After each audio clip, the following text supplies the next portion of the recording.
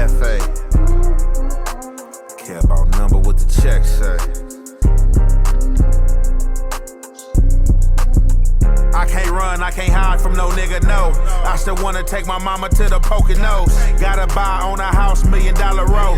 Played it fair with these niggas, put me in a hole. I got scars, I'm still healing, don't nobody know. I've been living independent, beefing with my bro. It ain't even about the money, it's the principle. They say blood a little thicker, I ain't feel it though. I got problems on my handle, I'm a grown man. I don't wanna murder nothing, use the wrong hand. Niggas put you in your feelings, playing like your friend. She been rocking hard body, say she not a fan. Malibu, picking beats, meet me on the sand. I got flights chasing heights, I don't wanna land. Shit really hit different, niggas understand. But you should never make a statement on another man. Judge give a life sentence, make you understand. I can make 100 million sticking to the plan. 20,000 on my watch, 20 in my pants. Like a nigga hit a lick, do my money dance. Everything independent, needed in advance. Big sad motivation, I've been in a trance. Take a picture of me ballin', niggas in the stand. I've been making niggas bitter, they don't stand a chance. I can't run, I can't hide from no nigga, no.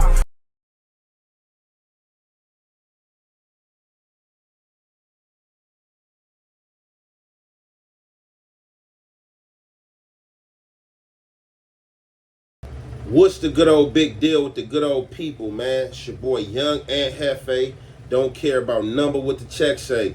Make sure you go ahead and like and subscribe, because it don't cost you nothing to press that button. And if you ring that notification bell, I'm going to bring you mail.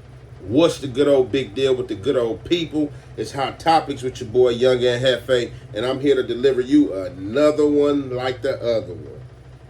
The recipient of Hot Topics, y'all see the title, is Doc from 6'9" East Coast. Lil Doc, to be exact. So,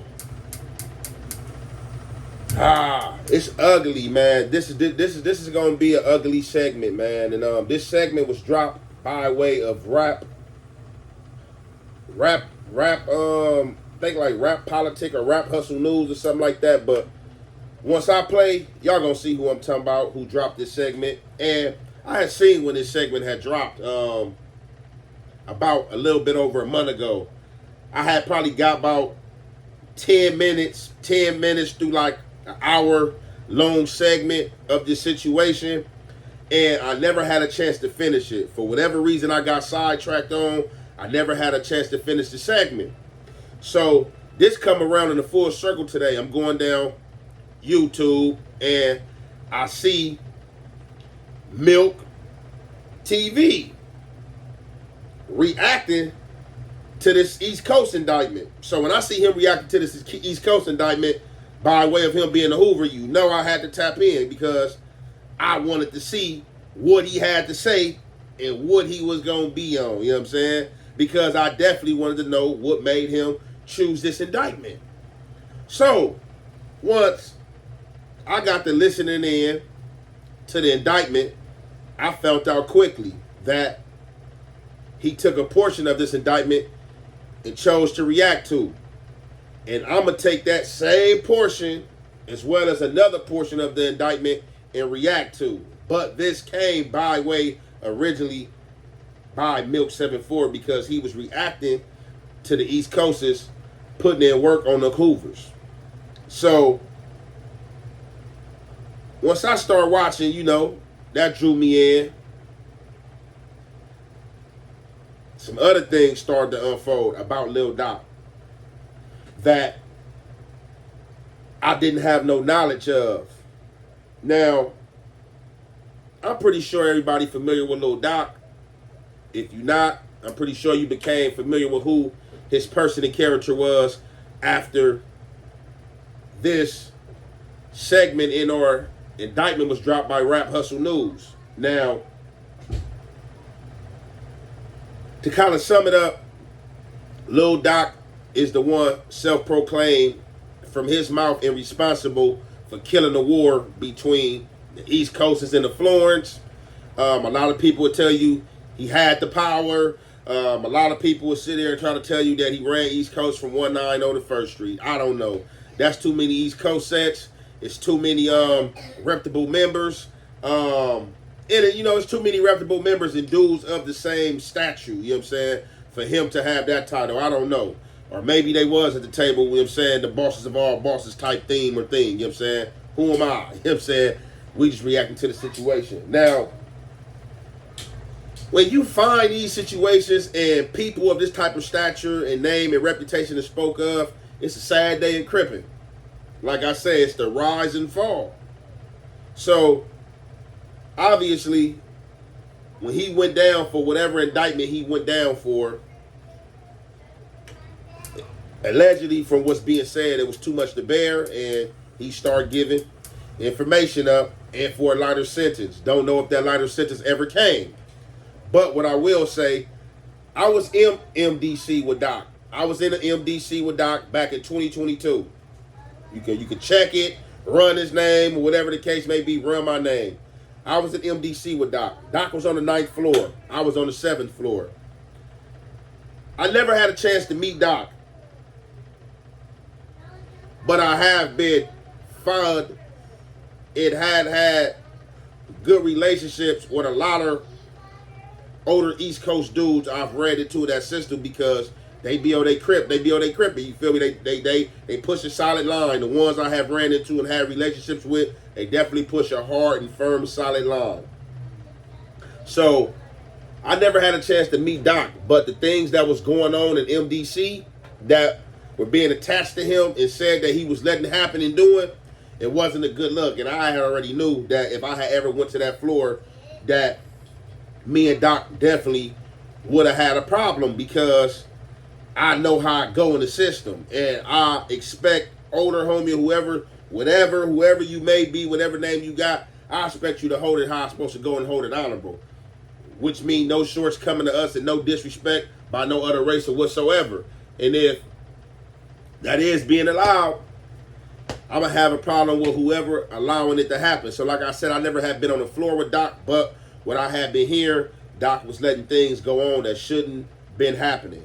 But we going to get to that. Let's get to this segment, and y'all already know it's the Halfway and the Hef Effect. We're going to commentate. And I'm doing this curses and shit. I'm up here doing all this shit. And the homies, we on the streets in my mother's garage in the back. I mean, her shack. She had a patio. She let me turn the patio into a shack. Now, on the morning of November 13, 2014, Reginald Brown is washing his car on 83rd and Broadway. His wife was in the house, and a lady named Vilma Guzman was walking her daughter to the store at about 8 o'clock in the morning. At this point, it said that a white Escalade pulls up with covers on the license plates and stops just past Red's house. It said that somebody who's kind of chubby with curly hair jumps out of the Escalade with an AK-47, and they end up letting off on Red 7 times, hitting him 4 times in the front, 3 times in the back with the K, and killing him over here on 83rd. Now, like I said, his wife was inside the house and said the shots were so loud it sounded like they was inside the crib. She runs outside and says Red died in her arms at 8:30 in the morning, November 2014. Now, Velma says she saw the Escalade creeping up the block. She says she saw somebody get outside the passenger seat and exchange a few words with Red before letting off. She said the guy had a younger build, and of course she couldn't see the license plates. And with the curly hair, we know that's not Doc. But even if it was a wig, she said nothing about a funny walk or a funny run from Doc. So the shooter wasn't Doc. But like Too Cool said, Doc always got them young niggas around him. And I quote, he said, "You gotta be ready to kill some Hoovers and some Swans if you rolling with Doc." Now, of course, the Ring camera did catch some of this situation, but it didn't catch the actual shooter. It only saw the car rolling by, and it saw when Red got hit by them bullets. So it's truly a partial video. Now, randomly, a week later, the main detective on this case received 2 tips.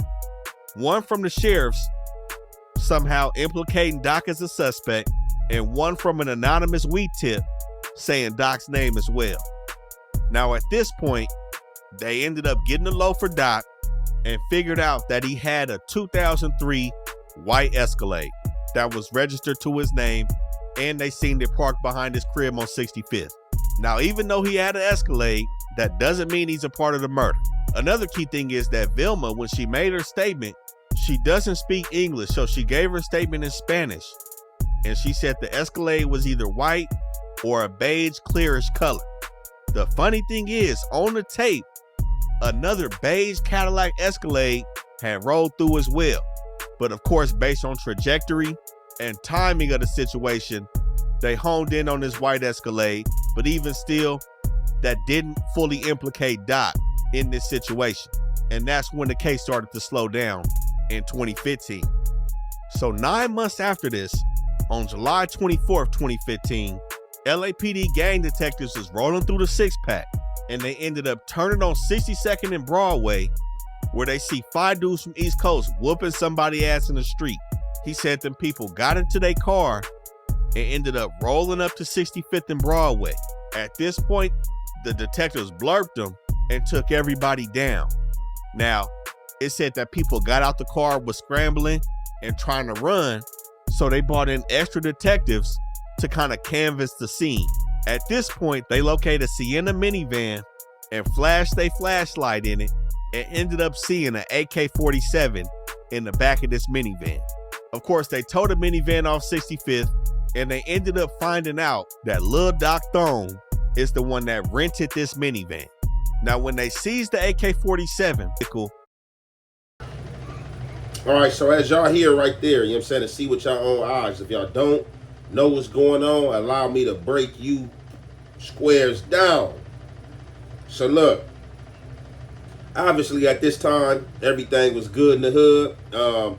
Allegedly, from what they say, you know, they was trying to give Doc Tone, you know what I'm saying, the undisputed underboss title, you know what I'm saying, of all the coasts, which, you know, anybody in, you know, the gang world, you know what I'm saying, and know the history, like I don't just, you know, see that happening. Just like amongst black people are real territorial. Now, for sure, he might have been a reputable with a lot of respect, you know, and was like having his way in all the numbers, you know, and, you know, just by way of relationships he had with the man down there, that was the guys down there, you feel me? I'm pretty sure he probably had his way, you know what I'm saying? Now, what they're doing and what they did do, what y'all gonna find out through this case, they was taking recordings of Doc Tone from cab-back videos or whatever other podcast and or audio they had of him. It was building this case. So they say it was a guy by the name of Red. It was a guy by the name of Red from Hoover that stayed on 84th and Main.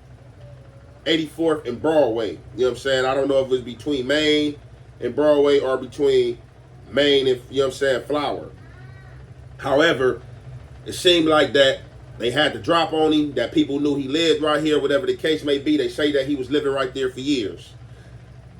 As we gonna find out when we going through this segment, other Coast members knew the dude and knew he lived right there. So it wasn't easy for Doc Tone to have been privy to that information because other dudes was dealing with him on business and on cars and stuff like that, from my understanding and from what I picked up. They slide down the street that Red stay on. Red hanging out there. Red like washing his car or wiping his car down or something like that.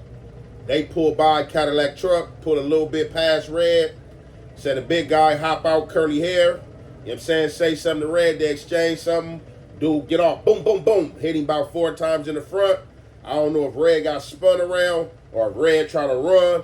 He get hit 3 times in the back. Boom, boom, boom. Get laid down. The dude with the curly hair that allegedly did the shooting hopped in the car. They get on in the Lac truck. Red right there in the yard, laid out. Red girl right there was looking the whole time the situation happened, or at least she said she seen an SUV pass by. But she just seen it pass by her door, didn't probably have knowledge that it stopped just a few feet up, or, you know what I'm saying, the next house up, because they was hopping out about to get ready to target Red right there at the house in her yard. She said as soon as she heard the shooting, she run out there in the yard. She run to Red. Red laid out. Red passed away in her arm. So somehow, some way, the 77 police station, because that's what jurisdiction it is, they start getting tips from the sheriff and other police stations that Lil Doc Tone had something to do with it, or at least this car was registered to him. So it was also another Cadillac, the same color truck, and also probably about the same year that slid up the block. That was on camera, so they was trying to figure out which was which. I think they was investigating Doc Tone, and or I don't know if they questioned him about his whereabouts, but this one stuff started to take a turn. So the AK that was used in that homicide was left in a van on 65th over there in the coast somewhere. And I guess the coasters was out there whooping on somebody, and we don't know if it was DP, somebody came through being disrespectful, but they was whooping somebody's feet. Police passing by, seeing what happened. I guess, call backup, additional cars. They come to the block, surround the block. Dudes get on running. The dudes that they can't apprehend and stick up, they do that. Once they do that, it looked like they started looking at cars right there in the vicinity of the area on the block. It's a van right there. They flash the light in the van. See, it's an AK-47 right there in plain sight. They call the tow truck, tow this van, take that van to that tow yard, get in that van, get that AK, run a license plate. It looked like it came back as a rental. The rental was registered to Lil Doc Tone from East Coast. And this where everything start to fall down at. Because the questioning start to come. And y'all hear what's going on. But we're going to get back into the rest of this content. And y'all already know it's the halfway to half effect. We're going to commentate. Who's in Red's murder. And there's a protocol with LAPD where, for some reason, they do ballistic testing immediately on handguns, but they don't do it immediately on rifles. So in 2015, they have this AK-47 in Doc's rented minivan, and nothing's done about it. But when Doc goes down in 2016 for them firearm charges, he's on the phone talking about this AK-47. And this is when they brought in an MDC intelligence officer, Steve Gagliardi. This is the same dude right now who's listening to Brick Baby calls, listening to Loose Cannon calls, and Big U calls, if there's any. We know Brick and Loose be on these phones. I don't know what they're talking about, but this intelligence officer is the one that receives the subpoena to pull these phone calls from MDC and these federal prisoners. Now, oddly enough, he says the MDC keeps these records for about 180 days, but they're pulled, again, off subpoenas. And on these phone calls, Doc expressed that he was worried about these dudes finding that AK. And these are the same phone calls that he had with Ace and Tiny Bugsy in regards to Tuku being a snitch at this time. But nonetheless, Doc goes in and out of federal prison without LAPD homicide detectives linking this AK-47 to this murder. Now in 2017, Tony Wallace is interviewed. This is Doc's nephew. 25 fakes, big one. Oh my God, that's huge. That's a huge, guys. Holy smoke. Oh my God, that's you. And oddly enough, he stayed in the back house behind Red. Now it's said that Tony Wallace is from Nutty Block, not from the coast. And initially, they was looking at him as a suspect, but the gun still hadn't been tested in 2017. It didn't get a ballistics test done until 2018. And even then, the lead detective at the time still didn't know about the murder. It wasn't until it hit the cold case file desk that a new detective picked it up and seen that the bullets from Red's murder matched this AK-47. And this is when Doc is questioned in 2020, and they built this whole RICO case on him. Now, some crazy shit, man. They said Doc made some statements about this AK, man. When they asked him how I got in the minivan, Doc said Infant Hood had threw it in the back of the minivan around that situation where them dudes from the coast had went down by the minivan on 65th. And it said that Doc identified a photo of Infant Hood. And the crazy thing is, fingerprint evidence of the hatchback on the minivan did have Infant Hood's fingerprints on it. And Doc said Infant Hood had slid it into the minivan and made Doc aware that it was hot. He told the feds that Infant Hood told him that he was putting in work with the K due to his sister being shot at some point. But the key thing is, in this interview, it said that Doc bought up this AK by itself. He didn't let detectives bring it up. He bought it up after they showed Doc a picture of Reginald Brown and his nephew Tony Wallace. To jump ahead of the interview and jump the gun on some facts, when they showed him the picture of those two individuals, he replied, "I know where you going with this." And then he said his lawyer had told him an AK was used in the murder of Red. But detectives allege that at that time, when he was in federal custody, nobody knew anything about that AK-47 and the murder being correlated. Learn enough for Doc. We got the next confidential witness from 6 Deuce East Coast Crip, Ashanti Harrison, aka. So there y'all have it right there. Now, one thing about this channel right here, I mean, not my channel, the Rap Hustle News, he's somebody who's been to the feds, he's somebody who's been arrested, and he's somebody that know how to get to the paperwork. He's somebody that's going to go on them websites and pull up the paperwork. So a lot of this stuff is being factual. And let me say this to any family members, friends, or anything like that. You can never be mad at me because I'm just reacting to it. I'm not calling nobody nothing or anything like that. You know what I'm saying? This is paperwork being placed out there, and I'm reacting to this paperwork, and I'm reacting to the situation. That's it and all. You know what I'm saying? That's it and all. You know what I'm saying? Your problem can never be with me. Now, with that being said,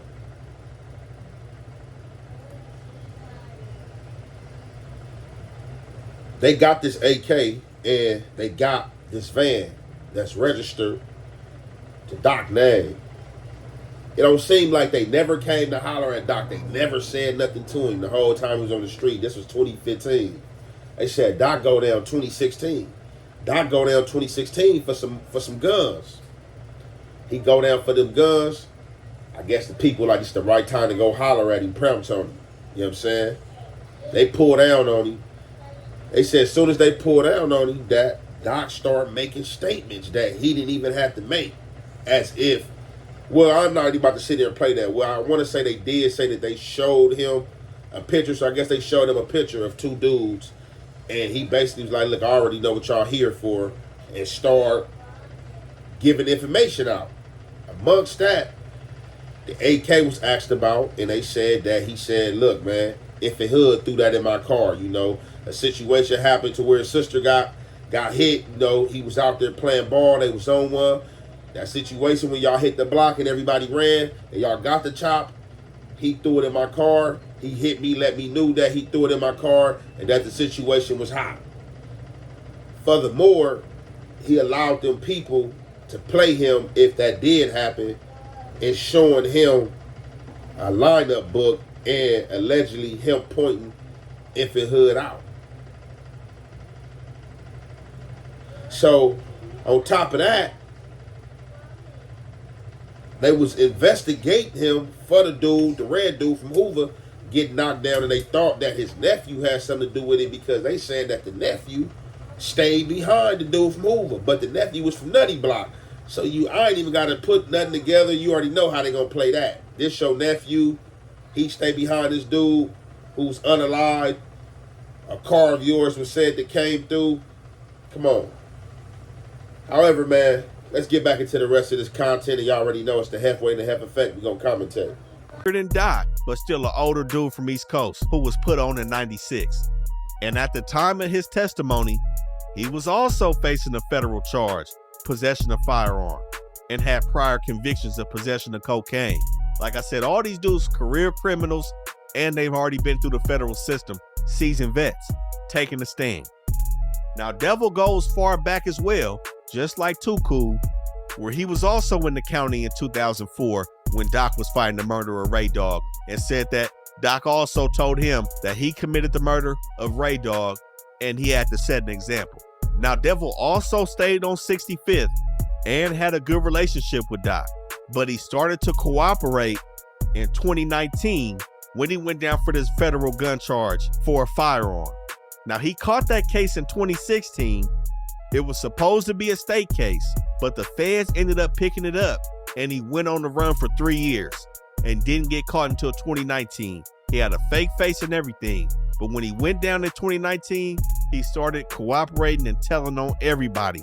He even told on the DMV people that hooked him up with the face. This is why everybody got to go get their faces from MacArthur Park. People like him.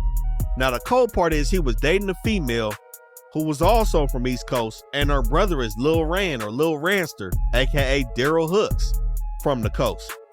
And his girl ended up calling the feds on him, telling them where he was at when he was on the run, and is the sole reason why he went down, and pretty much is the catalyst for why he's even on the stand testifying against Lil Doc. Now, when he got caught, they put him right in the car with this homicide detective, and they hit him with the, you know how the game goes. You can help us out, and you can be in the cut. This is when he proceeded to tell detectives about who was running the six-pack, where he mentioned Lil Snake, Roscoe, and he also mentioned other OGs like Doc, Limes, Lie, Bone, Greedy, other dudes that he said was running programs in the coast. And these homicide detectives wanted to know what he knew about the murderer Red. So the crazy thing is, Red was a neighborhood mechanic, and Devil used to get his car fixed. They offered me $3,000 for my minor accident. This Harvard AI calculator showed me By Red. Even though Red was from Hoover, he was an older dude. Devil said they weren't aggressive towards each other. It was just business. And he had no problem dealing with Red. Now, he said on the morning that Red was killed, Doc pulled up with some little homies in his Escalade and caught Devil outside on 65th and told him to watch out because Red from Hoover just got dropped.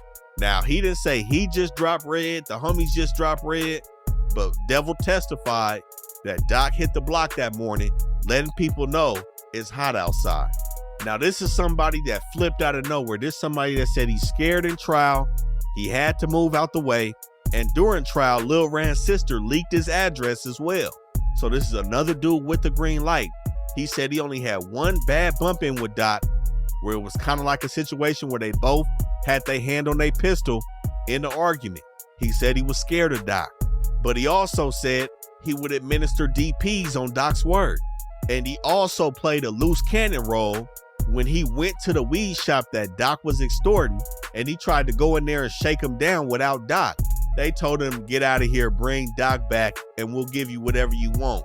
And this is where he started to become jealous of Doc because he felt that he shouldn't have to come back with Doc to get what he wanted if Doc was able to get what he wanted.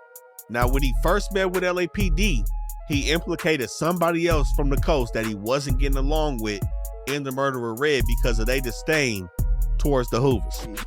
We ended up getting into it with him a lot, so we started having gunplay.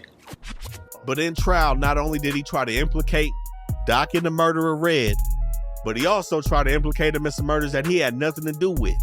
And he said he's giving them pistols, weed, and money at different points in time, and he just wanted to cooperate for a lesser sentence in this gun trial. He even tried to cover his face with a mask, and they made him take his mask off. But it did come out that Doc had told somebody that Red had previously told Doc to turn his music down when he was in front of his house. And that probably led to some gangbanging shit, which resulted in Red losing his life. But another thing that the feds used, oddly enough, was Kev Max interviews to prove some of Doc's statements and to show the courtroom exactly how Doc walked, to go along with some of the testimonies that was heard on the stand. They said that he liked to brag and boast in these interviews about his power, about his big homie and his namesake operating on people, which is why they call him Doc, and about him having control over the coast. And they right there, man, y'all heard it right there, and I'm pretty sure y'all heard an earful. So basically, which was said and paperwork was placed up there, they said that Doc started formally giving information on this infant hood guy. I don't know if this guy infant hood ever went down for any unalivers or anything like that. Amongst all this, y'all heard all the other names that was thrown out there, and people that was under investigation, and people that started as well informing on Doc. And basically, you know, Doc was crazy. You know what I'm saying? If he allegedly told these people that he knocked another East Coast member down and was boasting about power. They talking about he boasted about power through interviews and all type of stuff. You know what I'm saying? Now, with everything that was said through this interview, allow me this. So, I was at MDC with Doc. Doc was on the 9th floor. I was on the 7th floor. Now, like I said, you know, I got a lot of older partners from EC, man. You know what I'm saying? Good dudes, you feel me? Like I said, stand on business. But I was, you know, even though I didn't get to see it from my own eyes and then meet Doc, it was too many people coming from that 9th floor with bad reviews and saying things that Doc was allowing to let happen that shouldn't have been happening. So on that floor, it was like the #1 black hand Mexican mafia, and basically people were saying that Doc was pleading them people. He was allowing blacks, you know what I'm saying, to not get their food and to be treated anyway by the Southern group if they wasn't gangbangers. You know what I'm saying? So like if you was non-affiliates, like even Muslims, you know what I'm saying, to one of the Muslims had to stand up and it was about to be a riot with the Mexicans, and then he said Doc and the other Crips administered a DP on him because he stood up and spoke up about his food. Like, bro, I'm not a sucker. Y'all not about to play me out my food and keep my food, my plate as an extra just because I don't gangbang. And I was just like, you know, on some blackness, we not allowing no other race to do no blacks no type of way. Definitely if they solid. Now, if these like some chomos, some people like who deserve it, messing with childs or, you know, things like that, then it is what it is. But we gonna administer any taxing and, you know, just bullying on our own people. It's not for them to administer. So it was just like too many stories of that, man. And they was, you know, running down on other blacks, extorting them, taking their stuff. Like it was a lot of stuff going on. And I don't know if that was by way of all that time that Doc was facing. You know what I'm saying? And he probably knew that it was going to happen to him, that he was going to get that time. But, however, nothing happened to Doc at MDC. Doc had it his way, you know what I'm saying? He got to, you know what I'm saying, continue drowning his power, you know what I'm saying? As nothing is happening to Loose Cannon when Loose Cannon is in that thing. Not to compare the two, because Loose Cannon is a joke, you know. Before Doc did allegedly what he did, you know, Doc was some serious business, you know what I'm saying, some serious cripping. However, once Doc got to that yard, Victorville Pen yard, I don't know what happened up there. I don't know because it's what's being said right here, but pretty much I'm pretty sure because what is being said right here. That paperwork was looked through, that paperwork came up, and they pushed play on Doc, and Doc got stabbed up there on that Victorville yard, you know what I'm saying? And I don't know what Doc at today. I don't know if he's on any other general population yards, walking to anything like that, but he definitely made it up there to Victorville to that pen, and man, from what I heard, I wasn't there. Let me throw that out there. I wasn't there. I am a federal inmate, and I was in the feds when it happened. I was in Mendota when it happened. I was in Mendota on the yard that C-Mac is on right now. When other Crip homies came, it was like, oh man, they said they just, man, popped on Doc up there at Victorville, and it came from one of his folks from his hood. And I don't gotta say who name it came from, but I'm pretty sure the news was official. So, like I say, man, be careful what you ask for. Be careful what you do. With that being said, I'm going to conclude. It's your boy Young and Hefe. Don't care about number what the check say. Make sure you go ahead and like and subscribe because it don't cost you nothing to press that button. And if you ring that notification bell, I'm going to bring you mail. Be acting like they own shit over there, my nigga. You feel me? Like, nigga, you don't own nothing over there, though, bro. Nigga, get to the hood. Nigga ain't got, nigga, we hand front somebody else's house. If you don't knock it off, nigga, I'm finna go in the house, go, nigga, take my shoes off, nigga, turn on YouTube, make me some content, and stay out you niggas' way. Because it be 10 niggas on the block with one strap. You feel me? I got my own strap. You feel me? I ain't passing shit on. And I ain't put my life in another nigga hands. So the fix all that, right? I'm just stay my monkey ass in the house. You know what I'm saying? You know what I'm saying? Ain't so much niggas telling out here nowadays. You don't know who's snitching. You feel me? You got a strap on you. You know what I'm saying? Next thing you know, you got Crash, the FBI, the National Guards pulling out, going straight to you. But you want a nigga to come to the hood.